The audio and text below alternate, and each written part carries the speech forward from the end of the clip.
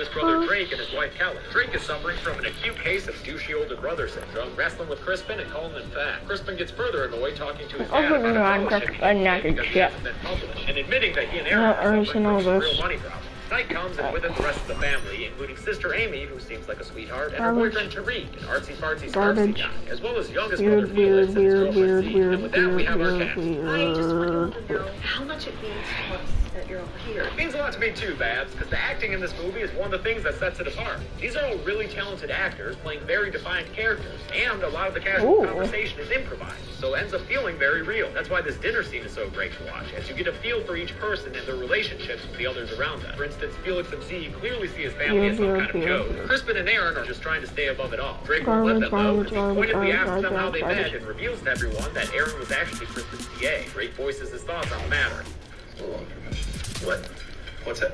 This breaks out into a heated family argument with lots of wide-eyed yelling from Crispin until Tariq notices something that makes him get up and go towards the window. As the Davisons continue their family feud, something flies through the window and the family turns around to find that Tariq has a new accessory to match that scar, a crossbow bolt in the forehead. Fun fact, Tariq was played by horror director Ty West, who's worked with all these guys a lot. A panic breaks out, and as the family screams and drops to the ground, more crossbow bolts fly into the room. We see the assailant aim one at Aubrey, but instead it catches Drake in the back, knocking him down. Aaron is already proving herself to be effective, getting Aubrey down safely to the ground and trying to keep everyone else calm. Doesn't quite work on Kelly.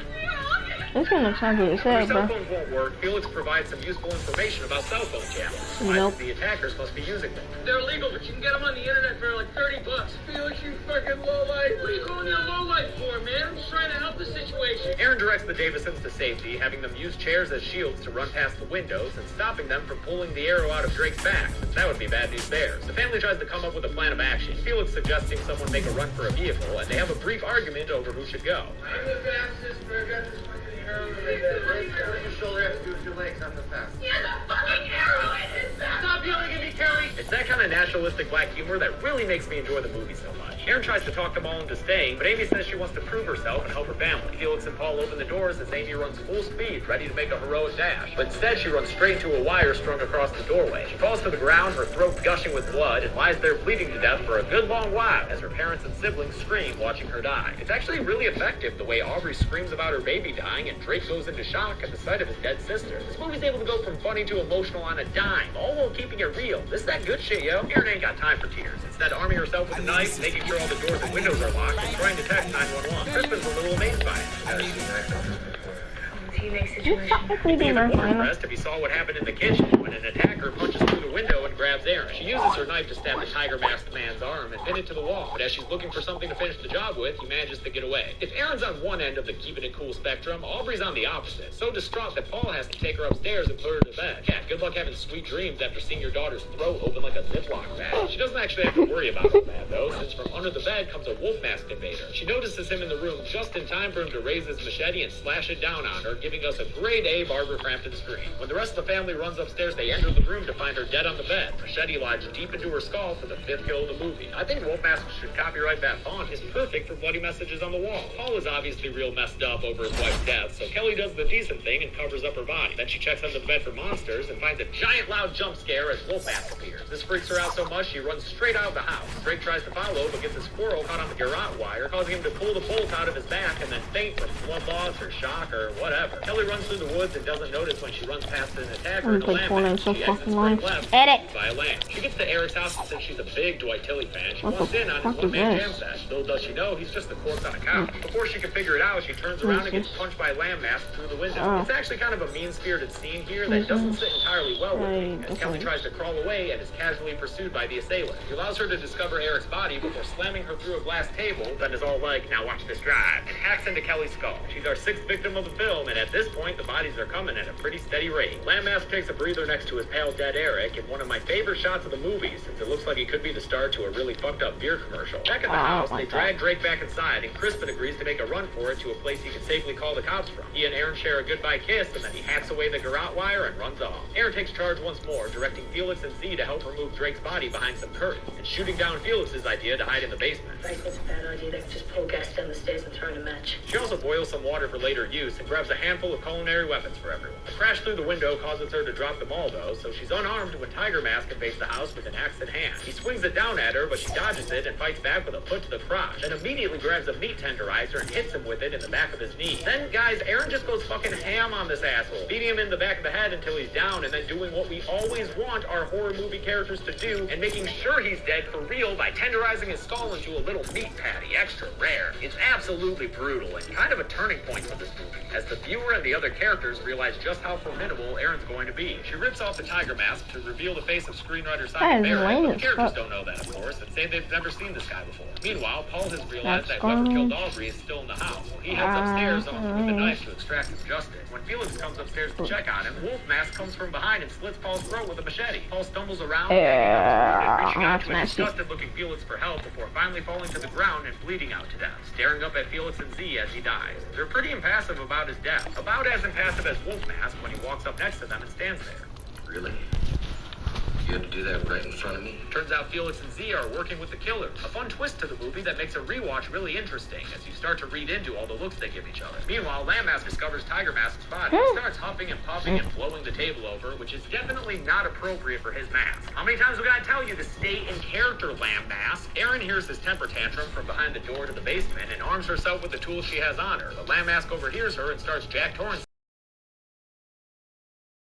Lamb Mask long enough for Aaron to make a move, running out and stabbing him in the back with a screwdriver. He's able to get away, running out the front door to safety, and Aaron locks it behind him. Felix and Z join them and say that Paul's just upstairs. I'm just gonna go for a while just to chill. To get more I don't feel like playing a real game now. Maybe later, but I don't know. Ward off the invaders. Z asks her what we're all wondering. How do you learn all this stuff? I had kind of a weird childhood. I grew up in a survivalist compound. Cool, yeah, good enough for me. In the basement, Felix takes matters into his own hands by stabbing Drake in the stomach with a screwdriver. Felix takes the Canadian approach to murder. That's He's not too sorry to keep on stabbing Drake with a bunch of different screwdrivers. Not only is Felix a slimy little kinslayer, he's also a big whiner while he does it. You just die already. This is sort of enough for me. With over half a dozen tools in his torso, Drake does his little bro a solid and grants him his request, collapsing to the ground for kill number 9. Fun fact, Drake was played by Joe Swanberg, another director who's worked with all these guys a lot, including a segment in VHS. Looks like Z wants to get in on the murder action too, raising one of those boards up to hit Aaron with, but Aaron turns around before she can seal the deal. Aaron then goes upstairs to check on Paul and finds him dead with an axe in his chest. Wolf Mask tries to sneak up on her with a machete. Nice try, dog, but it ain't gonna work. She chucks her tenderizer at him, and when she misses, gets straight the fuck out of there by jumping through the second-story window. This chick is unstoppable, yo. Even with a giant glass shard in her leg, she manages to get up and run to safety in the woods, where she hides behind a tree and pulls the shard out in a kind of beautiful shot. She notices Lamb Mask before he can get a crossbow shot off, so she manages to dodge the bolt and run off as he reloads. She gets back inside and hides behind the curtains to put a tourniquet around her leg. Lamb Mask pursues her and is smart enough to peek inside before entering, seeing one of the boards Aaron placed down as a trap. But he doesn't see the second board he's placed closer to the window, so he steps right onto it, impailing his foot with a nail and howling in pain. Again, very unlike a lamb. Damn it, man, we've got plenty more people who will do this job and stay in character. The bastards upstairs hear his ruckus. Felix sends Wolf Mask down to inspect. I believe this is what I'm paying you for. Seems like he might be having some buyer's remorse, but Z comforts him and then tries to get freaky. I wanna play Minecraft. Why would you even say something like that? Z gets mad because Felix's Tinder profile definitely said he was into fucking next to his dead mom. Just goes to show you can never trust guys on a dating app, Z. Felix goes downstairs and yells at the remaining attackers about how they're doing a shit job since he had to stab his own brother to death. Aaron overhears, so at least now she knows what's going on here. Lamb Mask claps back at Felix, saying that Tiger Mask was his brother. Felix chooses the perfect words to sympathize with him. She really fucked him up good, huh? In the middle of gasping for breath, Felix promises he'll up his payment to $500,000 for Lamb Mask and $300K for Wolf Mask, and points out the only way he can pay them is if he survives and gets his inheritance, which was the whole plan here in the first place.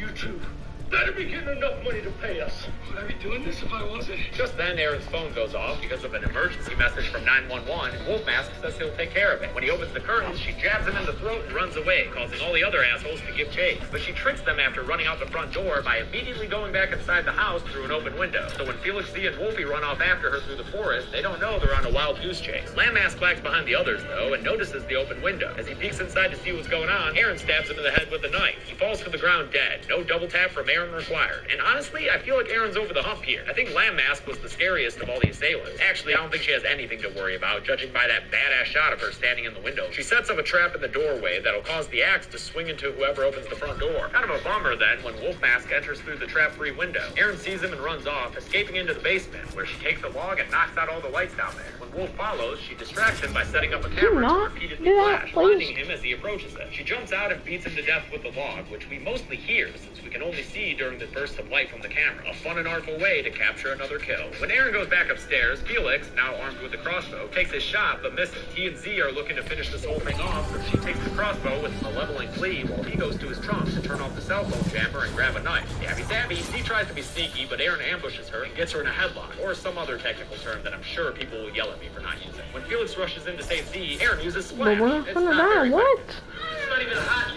you don't bitch. Aaron uses the pot to beat down Z and kicks a door into Felix's head. But while she's strangling Z with her bare hands, Felix is able to get back up and stab her in the back. Aaron turns around and busts a blender pitcher over his face, then slams the blender blade into the top of his head and plugs that bad boy in for a super unique and memorable kill. Straight up pureeing Felix's skull and brain beats. Who wants a Felix shake? Before Z can properly recover from her partial asphyxiation, Aaron takes the knife out of her back and, with extra points per flourish, slams it into the top of Z's skull, killing her and finally ridding herself of these shitty entitled brats once and for all. Hey, at least the knife handle is black, Z. It still kind of goes with your whole aesthetic. With Aaron's safety finally guaranteed, she takes a well-deserved breather between the two corpses. Aaron sees Felix's phone ring and answers it without saying a word. The other end is Crispin, who asks if the job is over yet, and he's not good with blood and couldn't handle it when shit started to get real. So yeah, turns out Crispin was in on it too. That's so lame and boring. Silence is just Felix being pissed, so he comes back inside through the window to see what's going on. Aaron confronts him outright, and when he asks where Felix is, she tells him. I stuck a blender in his head and killed him.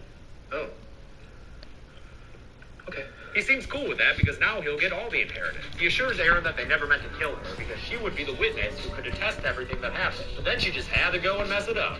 How are we supposed to know that you were really good at killing people? He promises her a well-off life together, free of student loan debt, but she's not sold and stabs him in the neck with a knife. He looks up at her with his whiny little frowny face, and she stabs him once more, right in the eye, for another gnarly kill in this bloodtastic movie. Immediately after Crispin's down, Aaron gets shot. Turns out the cops finally got her message and showed up to the house. But she's still alive and tries to yell for the cop not to come inside. But it's too late. He trips the trap and an axe swings down for the last kill of the movie. The internet is telling me the cop's name is Officer Trubiano, and since the internet never lies, I'll just go with it. His death is off screen. The movie immediately cuts to a blood I'm definitely gonna wear the skin it is. Looking for the magic. Now, obviously, Shit, there was a changing booth in there. Has enough to satisfy everyone, even those of you who are here mostly for high body counts, because there were plenty of bodies to count. How many? Let's find out and get to the numbers. Oh, it's this way. Sorry. 15 people dying. You're next. Literally every single character in the movie besides Aaron, who actually claimed half the kills. Of the victims, 10 were men and 5 were women, meaning twice as many dudes got killed as ladies. With a runtime of 94 minutes, we wound up with a kill on average every 6.27 minutes. A pretty speedy rate. I'll give the golden chainsaw for coolest kill to Felix. So many kills were gory, but this one was the most unique, and you know what? Fuck Felix. Don't wish Eddie for lamest kill will go to the movie's first kill, Talia, who was killed off screen in a way that I can't even fully make out. And that's it. Your Next was released in 2011 and received mostly positive critical acclaim. No sequel to this one, so next week we're on to The Mist, which a lot of you have requested, so get ready for that. Until then, I'm James A. Janice. This has been the Kill Count. Hey everybody, thanks a lot for watching my Kill Count on Your Next. I want to thank some of my patrons like Nikki Schoen, Mario Godoy, and Paul Bartels. Guys, like what I got going on over here? We got a little blender, a little meat tenderizer, gonna tenderize your skull. Just kidding. That's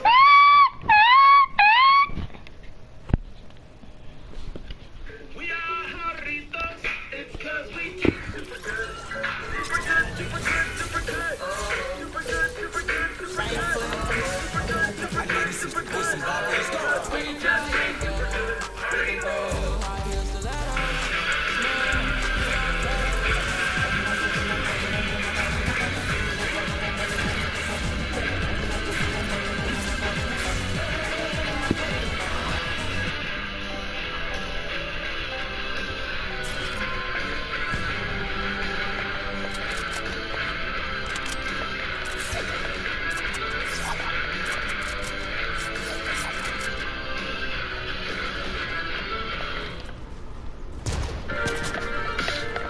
Are you fucking serious?